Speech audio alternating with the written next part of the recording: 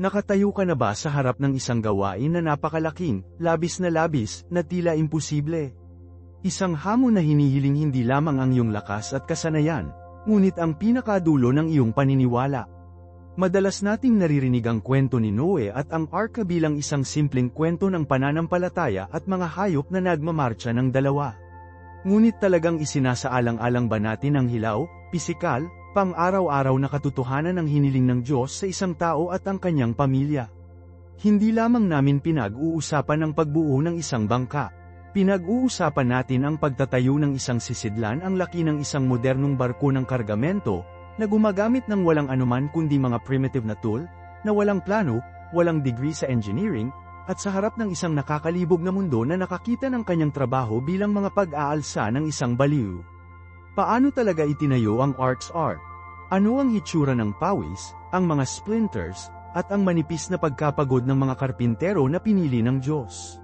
Ngayon, bumalik kami sa oras, hindi lamang upang makita ang natapos na arka, ngunit upang tumayo sa tabi ni Noe sa site ng konstruksyon, upang madama ang bigat ng palakol sa kanyang kamay, at maunawaan ang imposible na logistics sa likod ng isa sa mga pinakadakilang gawa ng pananampalataya at engineering sa kasaysayan ng tao. Ang banal na pagtuturo, pagdating nito, ay nakakatakot sa pagiging simple nito at nakakapagod sa sukat nito. Sa Genesis Kabanata 6, binibigyan ng Diyos si Noe ng tumpak na mga sukat, 300 siko ang haba, 50 cubits ang lapad, at 30 cubits ang taas. Sa ating mga modernong kaisipan, ang mga bilang na ito ay maaaring tunog archaic, ngunit isalin natin ang mga ito.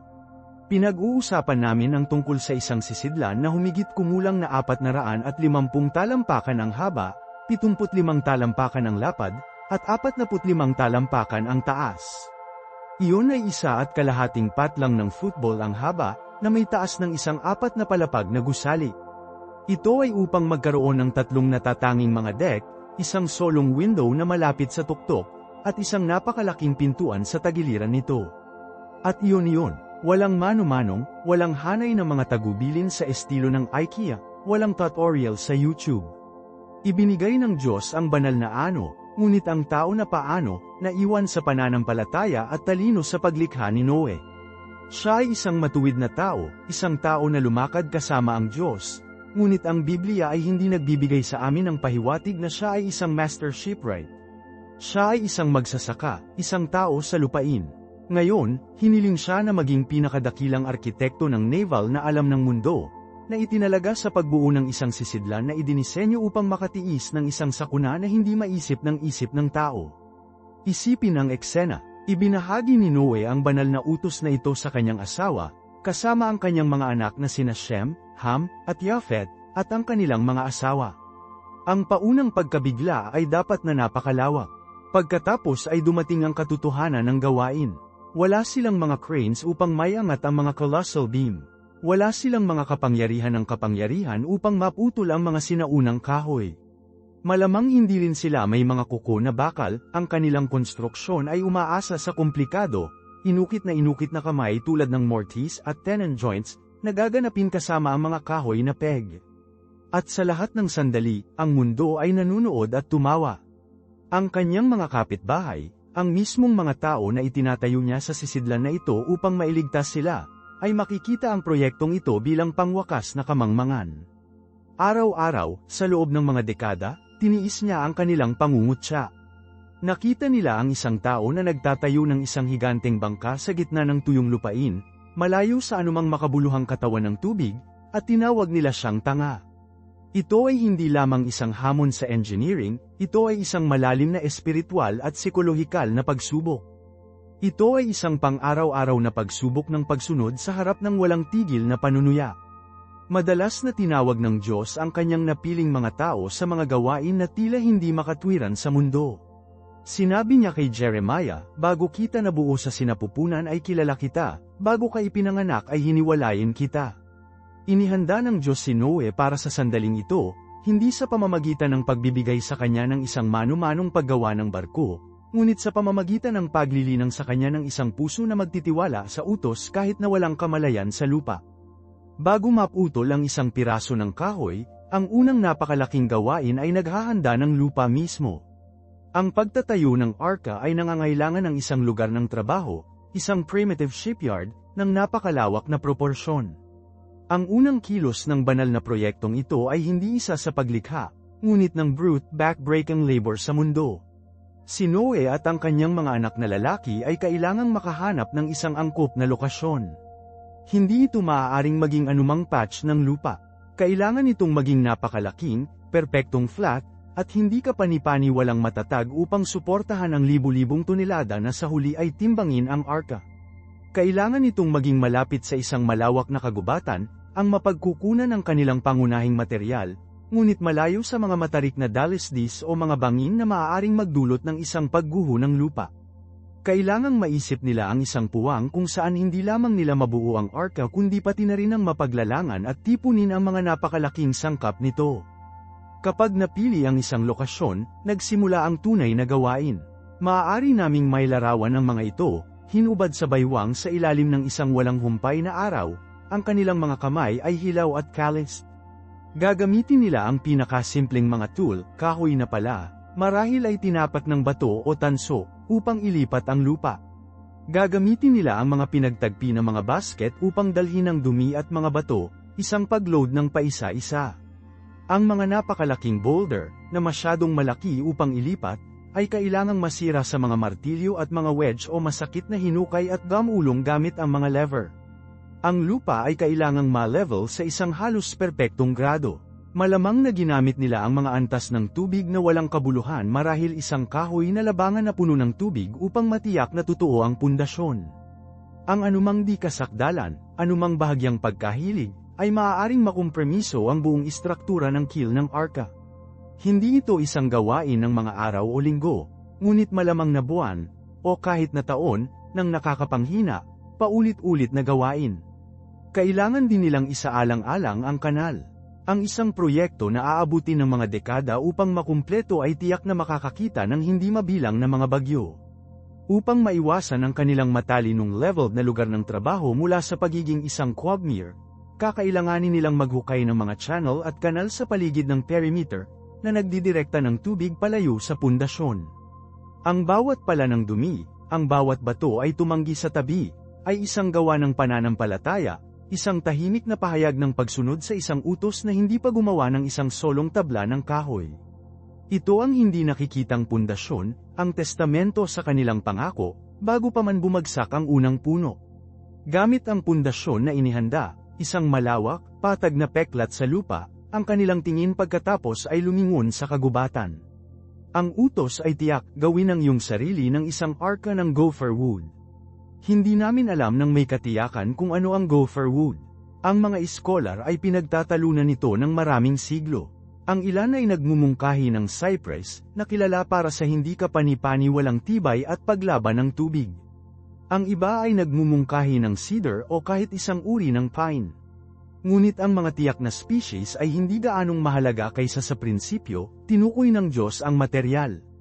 Hindi lang niya sinabi, bumuo ng isang bangka. Ibinigay niya ang una at pinakamahalagang elemento ng disenyo. Hindi ito isang ideya ng tao, ito ay isang banal na plano, at ang mismong mga hibla ng kahoy ay bahagi ng plano na iyon. Ang kahoy na gopher na ito ay maaaring maging isang kahoy na pambihirang kalidad. Kailangan itong maging sapat na malakas upang mapaglabanan ang hindi maisip na mga panggigipit ng isang pandaigdigang baha, sapat na nababaluktot upang sumakay sa mga malalaking alon, at sapat na siksik upang maging hindi kilalang kilala sa isang matagal, taon na paglulubog. Ang Diyos, ang Master Craftsman, ay napili ang perpektong daluyan para sa kanyang instrumento ng kaligtasan. Ngayon, isipin si Noe at ang kanyang mga anak na nakatayo sa gilid ng kagubatan na ito. Hindi ito ang pinamamahalaang kakahuyan na alam natin ngayon. Ito ay isang mundo ng mga higanti. Ang mga puno na tumayo ng maraming siglo, ang kanilang mga trunks na mas malawak kaysa sa isang tao ay matangkad, ang kanilang mga canopies ay sumabog sa araw. Ang gawain ay hindi lamang upang i-chop down ang kahoy, ito ay upang mag-ani ng isang kagubatan. Batay sa mga sukat na ibinigay sa Genesis, iminumungkahi ng mga konserbatibong pagtatansya na ang ark ay kakailanganin ang katumbas ng higit sa 500 modernong semi-truck na nagluluwad ng kahoy. Ito ay isang operasyon ng paglog sa isang scale na malamang na hindi nakita ng mundo, na isinasagawa ng isang pamilya. Ang kanilang mga tool ay maaaring maging masamang kalagayan ng aming mga pamantayan, ngunit epektibo sa mga bihasang kamay. Ang mga axes ng tanso, masakit na cast at patalasin ang bato. Dalawang mansos, mahabang blades ng metal na may malutong na ngipin, na nangangailangan ng isang maindayog, coordinated push at pull. Gumagamit na sana sila ng mga kahoy na wedge at mabibigat na mallet upang hatiin ang napakalaking trunks. Ang bawat solong puno ay kumakatawan sa isang napakalaking gawain. Kailangan muna nilang piliin ang kanilang puno, tinatasa ang butil nito, ang taas nito, ang katumbas nito. Pagkatapos, ang backbreak ang nagawain ng palakol. Isipin ang tunog, ang matalim, percussive **** ng tanso sa kahoy, na sumisigaw sa tahimik na kagubatan, isang walang tigil na ritmo ng pananampalataya. Chip sa pamamagitan ng chip, wedge ni wedge, puputulin nila ang isang malalim na binga sa base ng isang behemoth. Ito ay mapanganib na trabaho. Ang isang maling pagkakamali, isang biglaang paglipat sa hangin, at isang higanteng multi-tonelada ay maaaring mahulog sa maling paraan, pagdurog ng mga kalalakihan at pagsira sa iba pang mahalagang kahoy. Kinakailangan nito ang napakalawak na kasanayan, pasensya, at isang malalim na pag-unawa sa mga puwersa ng kalikasan na hinahangad nilang mapurol. Pagkatapos, ang pangwakas, nakakatakot na sandali. Ang daing ng mga hibla ng kahoy, ang matalim na pag-crack bilang huling sumusuporta sa mga sinews ng puno ng kahoy ay nagsimulang mapunit. Ang mabagal, marilag, at pagkatapos ay nakakatakot na mabilis na sandala ng puno habang sumuko ito sa grabidad. At sa wakas, ang pag-crash ng cataclysmic habang nakatagpo ito ng sahig ng kagubatan, isang tunog na makakadulo ng milya, nanginginig ang mismong lupa na kanilang nakatayo. Ang bawat bumabagsak na higanti ay isang marka ng bantas sa kanilang mahabang pagsunod, isang nasasalat na tanda ng pag-unlad sa isang mundo na nakakita lamang ng kabaliwan. Sa bawat pag-crash, hindi lamang sila bumagsak ng isang puno, inalis nila ang matandang mundo, piraso ng piraso, upang maitayo ang sisidlan ng bago. Ang mismong hangin ay magiging makapal sa amoy ng sap at sawdust, ang aroma ng paglikha ay muling isinulat para sa pagtubos. Kapag bumaba ang puno, malayo ang gawain. Ang napakalaking puno ng kahoy ay kailangang madalambed, isang mapanganib na gawain ng pagcam-bearing sa nahulog na higanti na may mga axes. Pagkatapos ay dumating ang hamon ng Herculean ng paglipat ng mga log na ito. Ang ilan ay tumitimbang ng maraming tonelada, mula sa malalim na kakahuyan hanggang sa lugar ng trabaho. Gagamitin nila ang mga lever upang maiangat ang mga troso sa mga roller mas maliit, mga rounder log na inilatag sa isang landas. Sa pamamagitan ng makapal na mga lubid na pinagtagpi mula sa hibla ng halaman, at marahil ang malupit na lakas ng mga baka o iba pang malalaking hayop, magkakaroon sila ng masakit na hinatak ang bawat log, pulgada ng pulgada, paa sa paa, sa buong sahig ng kagubatan. Ito ay isang mabagal, nakakagulat na prosesyon, isang testamento sa kapangyarihan ng paulit-ulit, pinag-isang pagsisikap. At sa gayon, ang site ng konstruksyon mismo ay lumago mula sa isang pag-clear sa isang tunay na pabrika ng kahoy, isang nakasisilaw na testamento sa kanilang nag-iisang layunin. Ang hangin, na mabango na may pine at cedar, ay magiging mabigat sa matalim, halos maanghang na amoy ng sariwang gopher na kahoy. Ang mga bundok ng sawdust ay tumaas tulad ng mga maputlang dunes, malambot at tactile na underfoot. Ang mga piles ng mga troso, isang testamento sa kanilang paggawa sa kagubatan, ay may stack at pinagsunod-sunod, naghihintay para sa kanilang pagbabagong anyo. Ito ang susunod na yugto ng himala, ang pag-on ng hilaw, cylindrical na kalikasan sa tumpak, geometric na sangkap ng isang sisidlan na inorden ng Diyos. Ang pinakamahalagang tool para sa pagbabagong ito ay ang saw pit. Isipin ang isang malalim na kanal na hinukay sa lupa, sapat na malawak para sa isang tao na tumayo, na may isang malaking log na nakaposisyon sa tuktok, suportado ng isang matibay na balangkas. Ito ang makina ng kanilang paggawa ng plank. Ang dalawang tao na nakakita, na nakatulong ay nahulog sa puno, ngayon ay inilalagay sa ibang, kahit na mas nakakaganyak na gawain. Isang tao, ang tuktok na aso, ay tatayo sa log, na gumagabay sa talim mula sa itaas, ang kanyang likuran sa araw. Ang ibang tao, ang underdog, ay bababa sa hukay, ang kanyang mundo ay isang palaging shower ng sawdust, ang kanyang mga braso ay nasasaktan habang hinayla niya ang lag-ari sa pagputol ng stroke nito. Isipin ang ritmo, ang walang tigil na rasp ng bakal sa pamamagitan ng kahoy, oras-oras, araw-araw. Ang tuktok na tao ay kailangang panatilihin ang linya na perpektong tuwid, na ginagabayan ng isang linya ng tisa na nasnap sa kahoy. Ang tao sa ibaba, na nabulag ng alikabok at pawis, ay kailangang tumugma sa ritmo ng kanyang kapareha. Ito ay isang pakikipagtulungan na itinayo sa tiwala at pagbabata. Ang bawat plank na ginawa ay isang tagumpay, isang mahaba, patag na hiwa ng potensyal na inukit mula sa puso ng isang higanti. At kakailanganin nila ang libo-libo sa mga ito. Habang ang ilang mga troso ay naript sa mga tabla, ang iba ay nakalaan upang maging mismong mga buto ng sisidlan ang napakalaking takong, curving ribs, ang matibay na mga beam ng deck. Ang mga ito ay hindi son, sila ay hewn. Ito ang gawain ng adze, isang tool tulad ng isang palakol ngunit may talam na itinakda sa isang tamang anggulo sa hawakan. Sa mga kamay ng isang bihasang manggagawa, ang isang adze ay nagiging isang extension ng kalooban. Nakatayo sa isang log, ang karpintero ay mag-swing ng adze sa isang malakas, kinokontrol na arko, ang talam na kumagit sa kahoy, na sumisilip sa malayo, curling chips. Ito ay isang pagbabawas na sining. Sa bawat swing, inihayag nila ang perpektong sinag na umiiral sa loob ng magaspang na log. Ito ay nangangailangan ng higit sa lakas, kinakailangan nito ang isang matalik na kaalaman sa kahoy, isang kakayahang basahin ng butil, upang maasahan kung paano ito hahatiin, upang gumana sa likas na katangian nito, hindi laban dito. Naririnig mo ang matatag, percussive asterisk thunk, thunk, thunk asterisk ng mga adze sa buong araw, isang kontra sa soang, bawat isa ay humuhubog sa hinaharap, na gumagawa ng isang bilog na bagay na parisukat, isang baluktot na bagay na tuwid, na naghahanda ng balangkas para sa balat nito.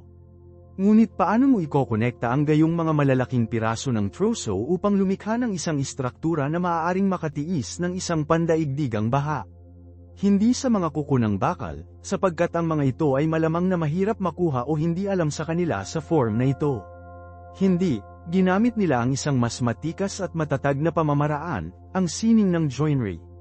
Itinayo nila ang arka tulad ng isang piraso ng pinong, kahit na napakalaking kasangkapan. Ang pangunahing pamamaraan ay ang mortise at tenon. Ang isang mortise ay isang butas, isang hugis parihaba na lukab, maingat na pait sa isang piraso ng kahoy. Ang isang tenon ay isang dila, isang projection na inukit sa dulo ng isa pang piraso, na idinisenyo upang magkasya ng perpekto sa mortise.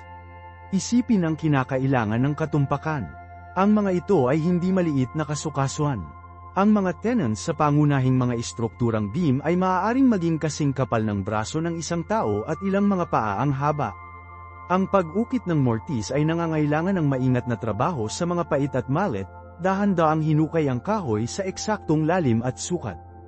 Inukit ang tenon na kinakailangang dalubhasa sa sowang at paghuhubog. Walang silid para sa error.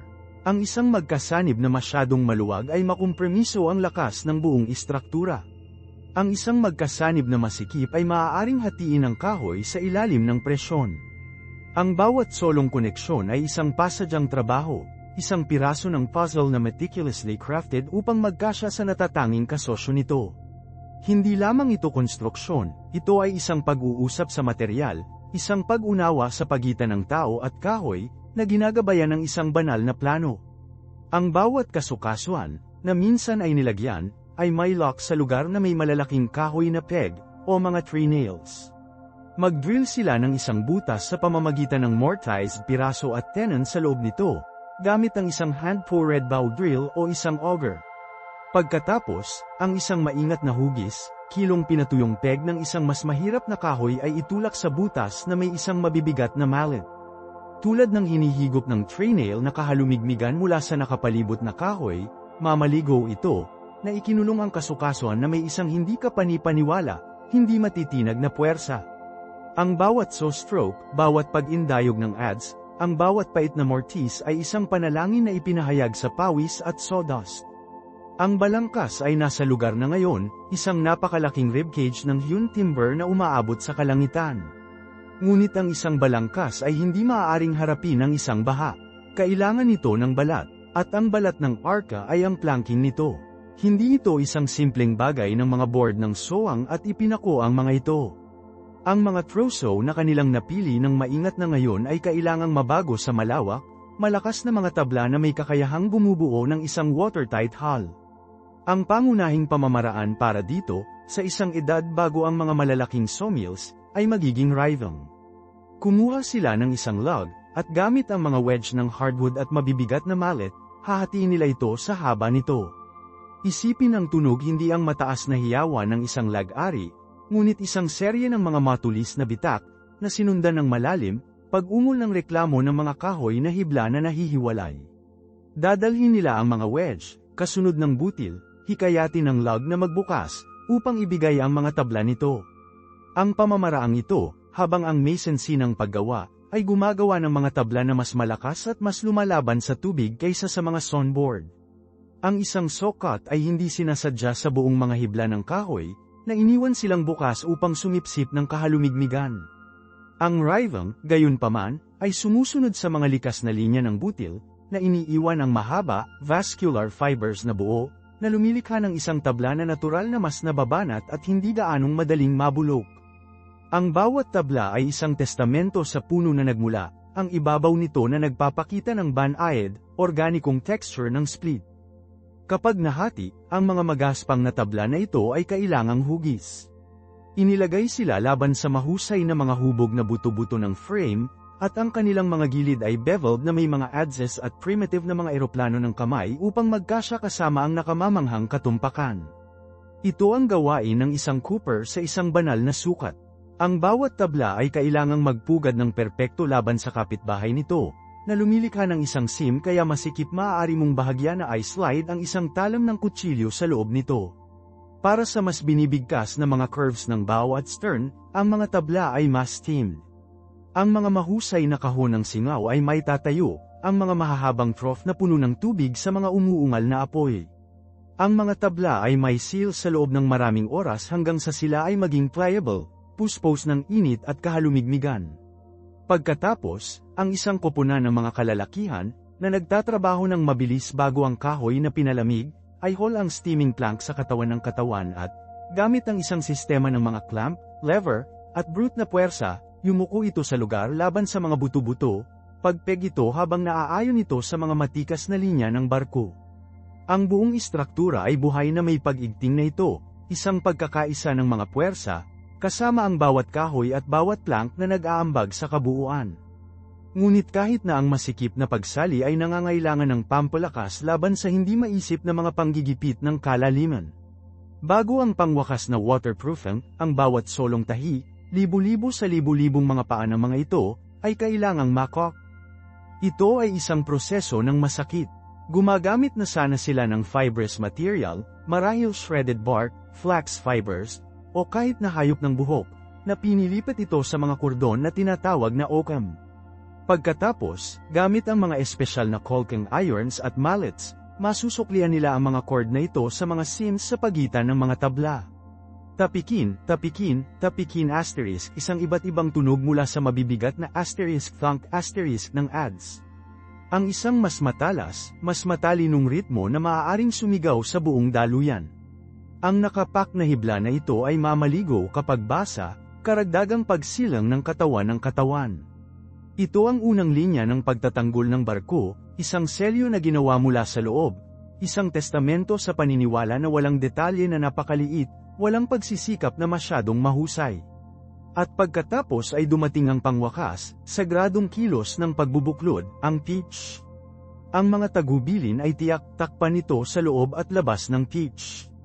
Hindi ito ang tarong batay sa petrolyo na iniisip natin ngayon. Ito ay isang likas na sealant, isang batuman o, mas malamang, isang dagta na inani mula sa mga puno ng coniferous tulad ng pine o ang gopher wood mismo. Isipin ang eksena, 12 ng mga apoy na nasusunog, hindi para sa init, ngunit para sa industriya. Ang mga malalaking kaldero ng luwad na nakalagay sa apoy, na puno ng malagkit, may kulay na resin na nakolekta na drop sa pamamagitan ng pagbagsak mula sa hindi mabilang na mga puno. Ang hangin ay magiging makapal sa matalim, nakapagpapagaling na amoy ng natutunaw na pine, isang amoy ng paglilinis at pangangalaga. Ang pitch ay maiinit hanggang sa ito ay isang bubbling, itim na likido. Pagkatapos, gamit ang mga mops na gawa sa basahan na nakatali sa mahabang stick, ang mga manggagawa ay magsisimulang pinahiran ang arka. Sa isasalamin nila ang mainit, makapal na likido sa bawat parisukat na pulgada ng kahoy, sa loob at labas. Ito ay tumulo sa bawat natitirang crack, bawat tool mark, bawat butas sa ibabaw ng kahoy. Ang maganda, hilaw na kulay ng troso, ang masalimuot na mga pattern ng butil na kanilang pinaghirapan upang hubugin, ay mawawala sa ilalim ng madilim, pantay na Amerikana na ito. Ito ay isang uri ng libing, isang kinakailangang sakripisyo ng kagandahan para sa kaligtasan ng buhay. Ang arka ay inihanda hindi para sa isang paglalakbay, ngunit para sa isang paghihirap. Ito ay ginawa sa isang kuta, isang santuaryo na tinatakan laban sa mga tubig sa buong mundo. Ang Gleaming Black Hole na isang matibay at tahimik na pangako laban sa darating na kulay abo na kalangitan. Ang itim, tahimik na monolith na ito ay kumpleto na ngayon sa labas, isang sisidlan na tinatakan laban sa isang mundo na malapit na itong mapalabas. Ngunit ang gawain ay malayo sa ibabaw. Ang tunay na hamon, sa maraming paraan, ay nagsisimula pa lamang ang pagbabago ng colossal, walang laman na shell sa isang gumaganang, buhay na mundo.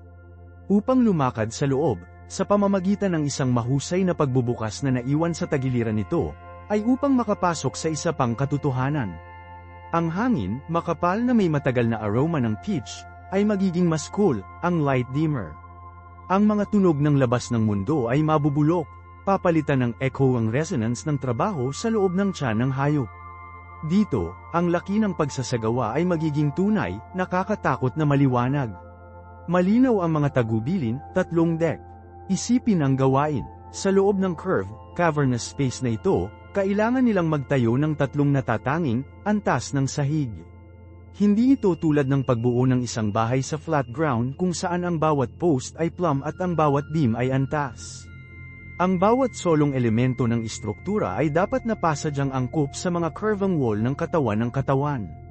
Upang suportahan ang napakalawak na bigat ng mga deck, mga hayop, at mga bundok ng kumpay, kinakailangan ng isang kagubatan ng mga panloob na haligi.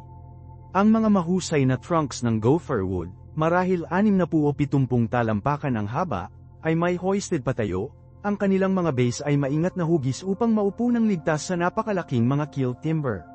Ang kanilang mga tuktok ay aabot patungo sa bubong na hindi pa maitatayo. Ito ang mga pangunahing haligi, ang gulugad ng panloob na mundo. Mula sa mga haligi na ito at mula sa mga frame ng hull mismo, ang pangunahing mga beam ng deck ay tatakbo.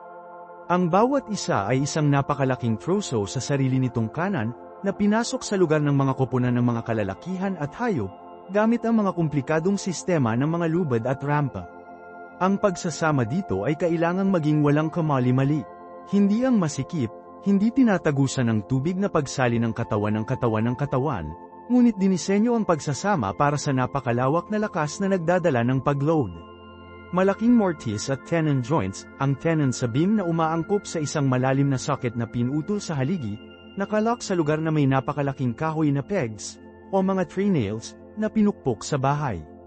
Ang isang percussive symphony ay pupunan ng puwang, ang *fuck* ng mga mallets na nagmamaneho ng mga pegs sa bahay, ang daing ng mga kahoy na nag-aayos sa lugar, ang sumigaw na mga utos ng mga master builders na nag-orkestra sa komplikadong ballet ng konstruksyon.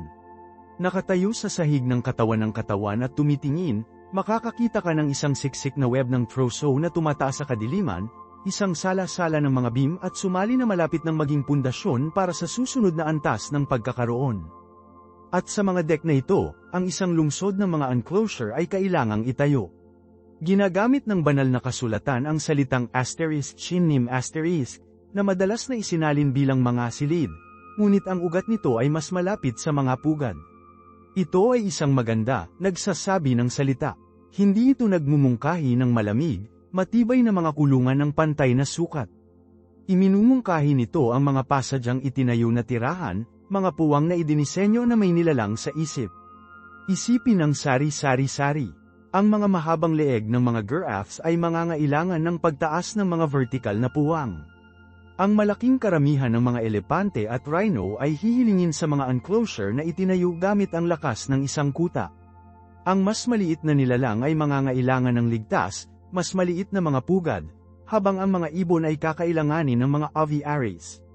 Ito ay lilikha ng isang komplikado, halos maze na tulad ng interior, isang three-dimensional na palaisipan ng mga panulat, kwadra, at mga dens. Ang mga partisyon na ito, gayunpaman, ay magsisilbi ng isang dalawahang layunin. Hindi lang sila pader, sa pamamagitan ng pagtali sa mga deck, ang mga frame ng hull, at ang mga gitnang haligi, ang malawak na network ng mga enclosure na ito ay kumikilos bilang pangalawang sistema ng istruktura. Ito ay panloob na bracing, isang honeycomb ng suporta na magbibigay sa buong arco ng napakalawak na katigasan, na tinutulungan itong pigilan ang pag-twist, rakang puwersa ng isang magulong dagat. Ang bawat stall para sa isang baka, bawat panulat para sa isang tupa, ay isa pang sinyo na hawak ang mahusay na katawan. Ang manipis na sukat ng panloob na lungsod ng kahoy na ito ay nagdadala sa amin sa susunod na mahusay na hamon, isa na lumilipas lamang sa istrukturang engineering at pumapasok sa kaharian ng disenyo ng kapaligiran, kung paano gawin ang nakapaloob na mundo na tirahan. Sa mga deck na inilatag at ang mga partisyon na tumataas, ang interior ay magiging isang cavern ng malalim na kadiliman, ang hangin ay lumalaki na mabigat at parin. Kung walang ilaw, nang walang palaging pagpapalitan ng hangin, ang arka ay magiging isang libingan ng matagal bago umatras ang mga baha. Ang solusyon ay hinted sa isang solong, misteryo na pagtuturo, Sohar asterisk, isang ilaw na natapos sa isang cubit sa itaas. Marami ang nag-iisip nito bilang isang simpleng window, isang maliit na pagbubukas sa bubong. Ngunit iyon ay mag-isip sa laki ng isang bahay, hindi isang sisidlan na idinisenyo upang maging nag-iisang imbakan ng buhay ng planeta. Ang isang solong window ay magiging ganap na hindi sapat. Ang ilaw ay hindi tumagos sa unang ilang mga paa ng itaas na kubyerta, na iniiwan ang mas mababang antas sa walang hanggang, itim na estilo. Ang ventilasyon ay wala, hindi. Ang disenyo ay maaaring maging mas mapanlikha. Ang isang mas nakakahimok na interpretasyon ay ang Sohar asterisk ay hindi isang window, ngunit isang tuloy-tuloy na agwat, isang clerestory, na nagpapatakbo ng haba ng daluyan sa kahabaan ng gulugad ng bubong. Isipin ang seksyon ng gitnang bubong na nakataas ang isang cubit na mas mataas kaysa sa mga panig, na lumilikha ng isang protektado, overhang pagbubukas na umaabot sa daan-daang mga paa. Ang solong tampok na arkitektura na ito ay malulutas ang kambal na mga problema ng ilaw at hangin sa isang napakatalino na stroke. Ito ay kumikilos bilang isang napakalaking, pasibo na sistema ng ventilasyon. Ang kolektibong init ng katawan ng libu-libong mga nilalang, ang nabubulok na basura, ang simpleng kilos ng paghinga ay bubuo ng isang napakalaking halaga ng mainit, napakarumi, kahalumigmigan na puno ng kahalumigmigan. Ang mainit na hangin na ito ay babangon, natural, iguguhit paitaas sa pamamagitan ng tatlong cavernous deck. Pagkatapos ay mapapalayas ito sa mahaba, gitnang vent, na lumilikha ng isang pare-pareho, banayad na kasalukuyang. Ang prosesong ito, na kilala bilang ang stack na epekto, ay magiging mas malamig, mas malalakas na hangin sa daluyan. Saan galing? Marahil mula sa isang serye ng mas maliit, nakakagulo at protektado ang mga pagbubukas sa kahabaan ng katawan, na cleverly na idinisenyo upang hayaan ang hangin ngunit panatilihin ang baha. Ang arka mismo ay magiging isang buhay, entity ng paghinga, patuloy na inhaling ang malinis na hangin at humihinga ng napakarumi. Ang Sohar asterisk ay magiging pangunahing mapagkukunan ng ilaw, na nagpapalabas ng mga shaft ng liwanag ng araw na magpapaliwanag sa mga gitnang corridors ng itaas na mga deck, isang madilim ngunit mahalagang takip-silim na magpapahintulot sa mga ritmo ng araw at gabi upang magpatuloy kahit na sa isang mundo na sakop ng mga ulap ng bagyo. Ngunit kahit na ang pinaka-napakatalino na sistema ng ventilasyon ay hindi maaaring magaan lamang sa pisikal na katotohanan ng basura. Ang pang-araw-araw na output mula sa libu-libong mga hayop ay magiging napakalaking. Pinapayagan itong makaipon ay magiging sakuna, sakit sa pag-aanak at paglabas ng mga nakakalason na gas tulad ng ammonia at methane na lason ng hangin na mas mabilis kaysa sa anumang vent ay maaaring limasin ito. Ang sahig ng mga enclosure, sa makatuwid, ay hindi maaaring maging simple, solid dome planking. Mas malamang na sila ay itinayo ng may isang maliit, halos hindi mahahalata na gradient, na dumulas sa mga lugar ng pagpapakain at pahinga. O baka sila ay slatted, na pinapayagan ng basura na mahulog. Sa ilalim ng mga sahig na ito, isang segundo, nakatagong sistema ay umiiral, isang network ng mga channel at gutters na isinama ng direkta sa mga istruktura ng kubyerta. Ito ang magiging mga art area ng sistema ng kalinisan ng art, na nagsusumite ng napakalawak na dami ng basura patungo sa mga puntos ng koleksyon. Mula roon, kailangang paalisin ito. Ito ay maaaring isa sa mga pinakamapanganib at mahirap na mga trabaho sa ARCA. Marahil ay may mga espesyal na dinisenyo na mga sluice, watertight hatches sa waterline na maaaring mabuksan para sa maikling, maingat na nag-time na mga panahon upang jettison ang basura. Isipin na kinakailangan ang koordinasyon, naghihintay ng isang sandali ng kamag-anak na kalmado sa churn ng waters, isang koponan ng mga anak ni Noe na nagtatrabaho ng isang capstan upang manalo buksan ng isang mabigat, selyadong gate na sapat na lamang upang payagan ng slurry na ma-flush out, bago mabilis itong may silang muli laban sa pagdurog na presyon ng malalim. Ito ay isang walang humpay, walang pasasalamat, ngunit ganap na mahalagang gawain, isang palaging labanan laban sa panloob na pagkabulok na nagbanta sa misyon hanggat ang panlabas na kaguluhan. Ang sistemang ito ay nagpapahiwatig din ng isa pang pangangailangan, malawak na dami ng tubig para sa pag-flush at paglilinis. Ang ilan sa mga ito ay maaaring makuha mula sa dagat, ngunit para sa paghuhugas ng mga hayop at kanilang mga panulat, ang sariwang tubig ay mahalaga. Ang napakalaking, slopang bubong ng ARCA ay hindi lamang isang kalasag mula sa ulan, ito ay isang napakalaking sistema ng pag-aani ng tubig-ulan. Ang bawat pagbagsak na nahulog ay makukuha, na naka-channel sa pamamagitan ng isang sistema ng mga kahoy na gutters sa mga tubo na humahantong ng malalim sa katawan ng katawan, na pinupuno ang napakalaking mga balon mga kahoy na tangke ng kahoy, ligtas na nakipag-away laban sa paggalaw ng barko na nabuo ang buhay ng Ark. Ang tubig na ito ay mas mahalaga kaysa sa ginto. Ang bawat gawain ay timbangin laban sa gastos ng tubig nito. Ngunit ang pagpasok ng tubig sa mga balon ay kalahati lamang ng problema, ang pamamahagi nito ay ang iba pa.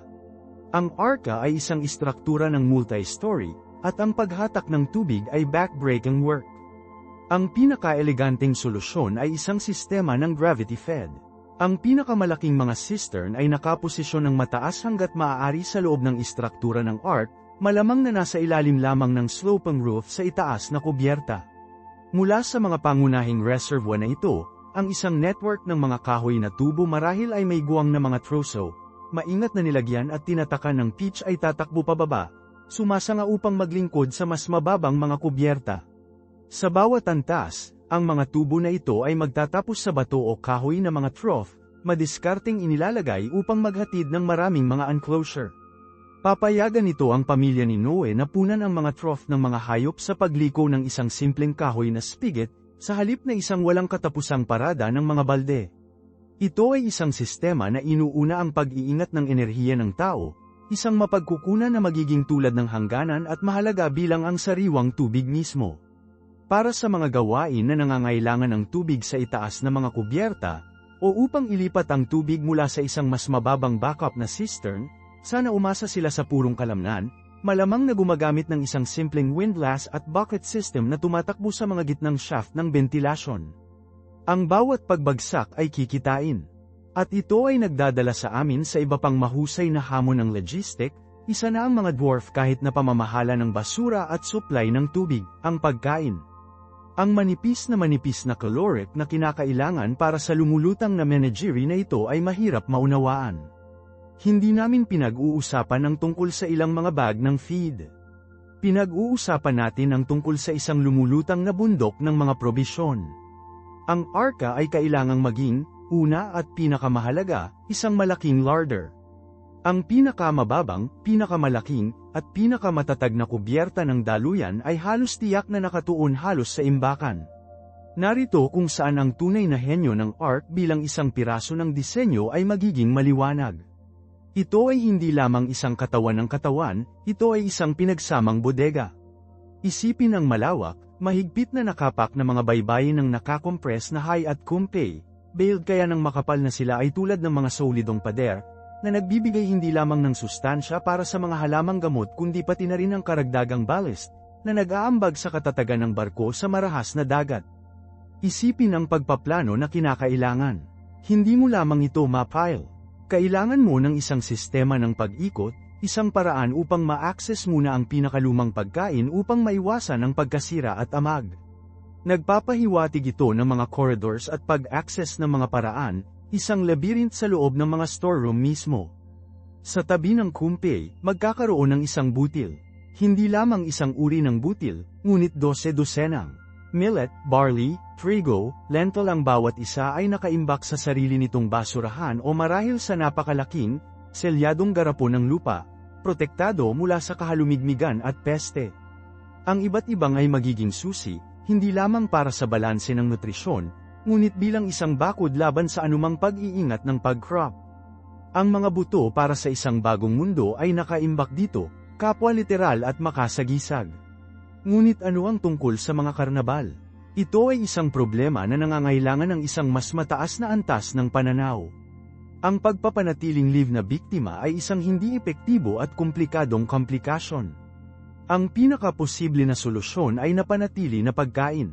Dapat nating isipin na sa loob ng maraming taon na humahantong sa baha, ang isang makabuluhang bahagi ng paggawa ng pamilya ay nakatuon sa paghahanda para dito.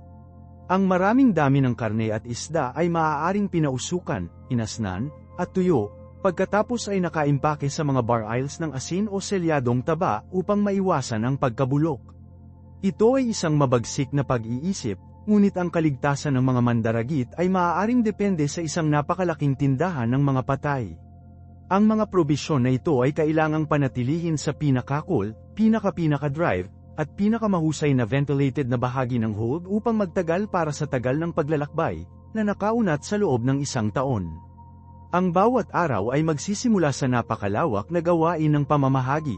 Hindi ito isang casual na gawain, ito ay isang feat of engineering at labor. Ang mga cart, na idinisenyo upang magkasya sa tiyak na lapad ng mga corridors ng ark, ay may load mula sa mas mababang mga deck. Marahil ay mayroon pa silang isang masamang sistema ng pag-angat, isang simpleng platform ng lubid at puli na tumatakbo sa gitnang atrium, na pinapayagan silang mag-hoist barrels ng butil o mga bundle ng kumpay sa itaas na mga deck. Ang bawat hayop ay magkakaroon ng sariling mga tiyak na pangangailangan sa panjeta, ang sariling rasyon. Nagpapahiwatig ito ng isang antas ng kaalaman sa zoological na nakakapagod.